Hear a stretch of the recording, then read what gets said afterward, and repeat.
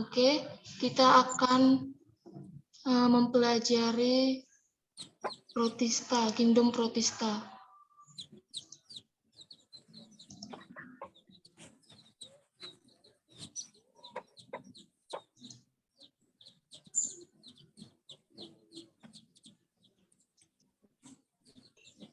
Oke, apa tadi ciri-ciri Protista, Nak? Umumnya kariotik. Satu, siapa yang mau menjawab? Coba. Saya, Miss. Sebutkan nama. Rivaldi. Rivaldi, coba Rivaldi. Oke. Ciri-cirinya yang pertama bersel tunggal atau uniseluler. Kedua, tipe sel eukariotik. Oh ya. Yang kedua, hidupnya bebas. Yang ketiga, hidupnya bebas. Bebas. Ya, ada. Yang keempat, habitatnya umumnya di tempat yang lembab. Betul. Yang kelima, bersifat aerob dan ada yang bersifat anaerob.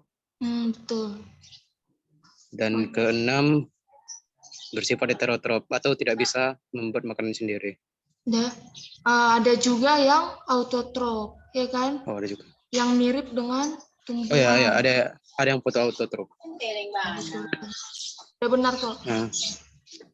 Dan yang ketiga dan yang terakhir bersifat motil. Iya, motil bergerak. Ada yang bergerak itu yang mirip monero. Hewan, Motil. ya kan? Mirip hewan. Oke, terima kasih Rivaldi. Sama-sama, Miss. Ini dia. Ini adalah Protista mirip. Tumbuhan. Mirip apa ini? Tumbuhan. Ini yang tumbuhan. Mirip cacing. Ini mirip hewan. Ini mirip Jamur, Miss. Iya, jamur. Tuh. Nah, indikator untuk pembelajaran hari ini adalah mengidentifikasi karakteristik Kingdom Protista.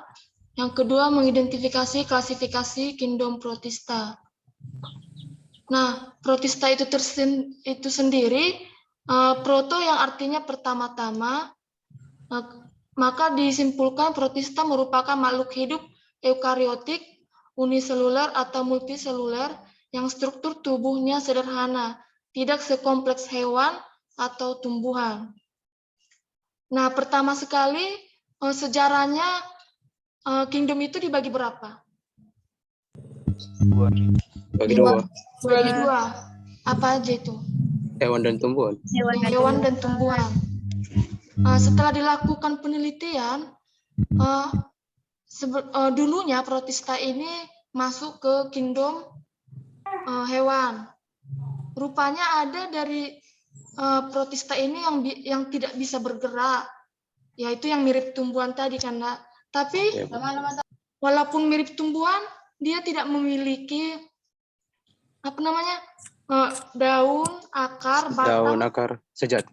Sejati. Jadi tidak termasuk dalam hewan ataupun tumbuhan, sehingga tercipta Kingdom Protista tersendiri.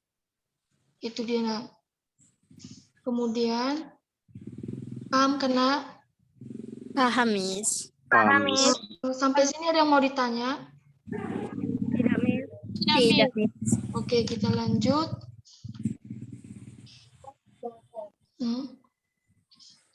Ini tadi yang eukariotik, uniseluler, ada yang multiseluler, ada yang hidupnya berkolon. Apa itu berkolon? Berkoloni. Iya, berkoloni, berkelompok. Ada yang soliter, kemudian ada yang heterotrof, ada yang autotrof. Ya kan? Ini contohnya apa ini? Ini contoh apa? Protista mirip tumbuhan. Mirip daun, Miss. Mirip daun. Ini ada flagelanya loh, flagel. Mirip hewan. Ya, ini mirip. Karena hijau tadi yang mirip daun. Ini mirip hewan. Ada flagela. Apa ini? Protista mirip tumbuhan. Ya, ini seluler. Yang uniseluler, yang multiseluler. Ini yang hidupnya berkoloni. Ya.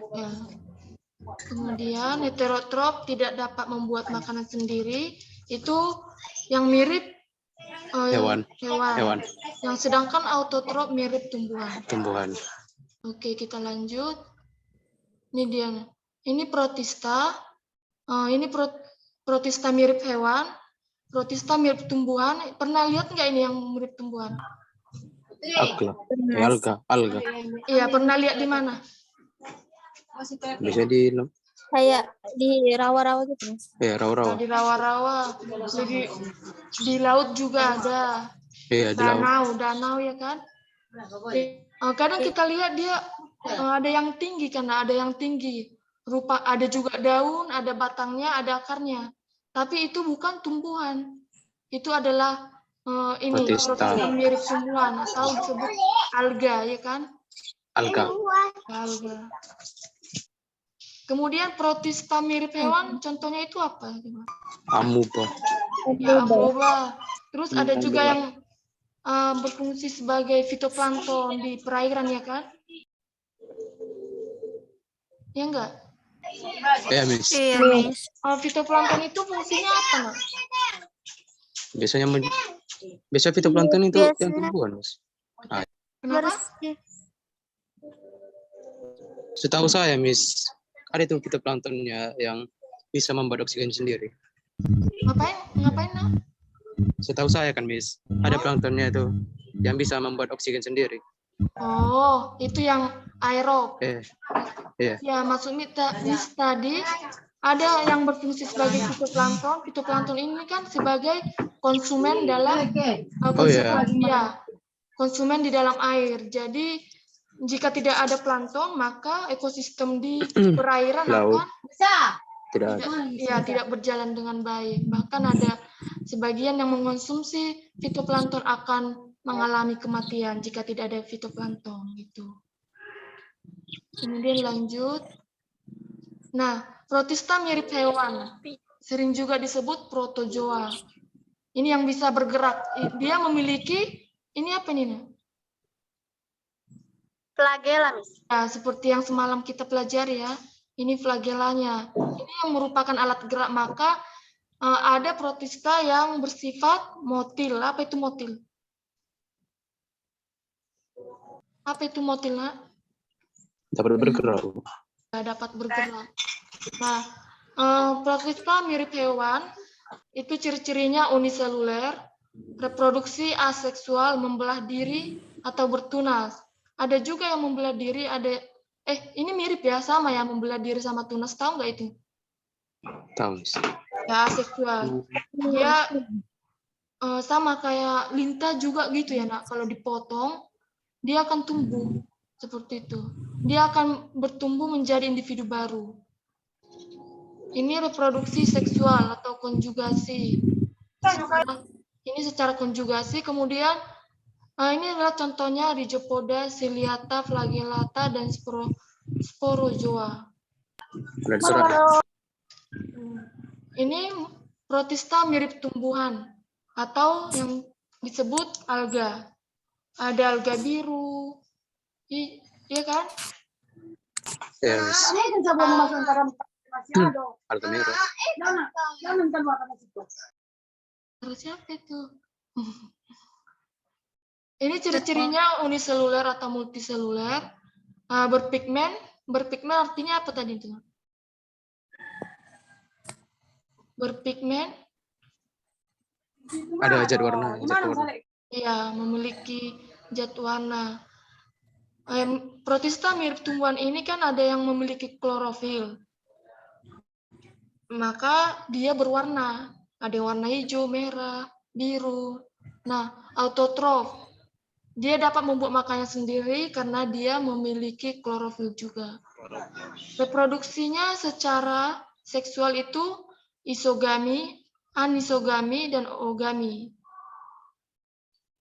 Reproduksi aseksualnya pembelahan sel, fragmentasi atau pemotongan sebagian dari tubuhnya, dan ada juga dengan zoospora.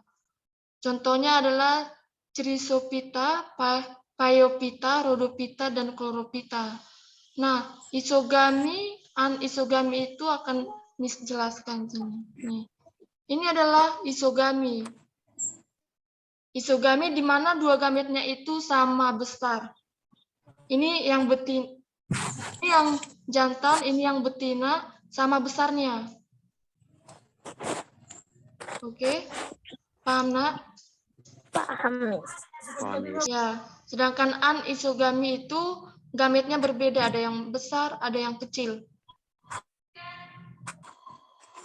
Kemudian oogami dibuahi oleh gamet yang berbeda. Berbeda dia.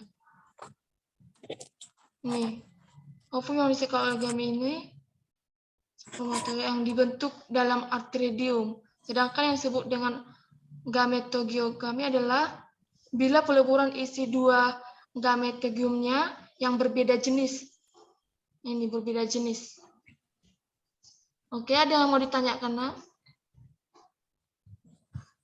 Lanjut ya. Nanti kalau ditanya boleh ulang lagi. Ini protista mirip jamur. Protista mirip jamur atau apa? Mycomycota atau jamur lendir. Isomikota. Ya. Sama juga oomycota atau jamur air. Mereka mirip jamur. Cuma kalau jamur itu kan dindingnya itu terbuat dari zat kapur, kitin ya kan? Ya.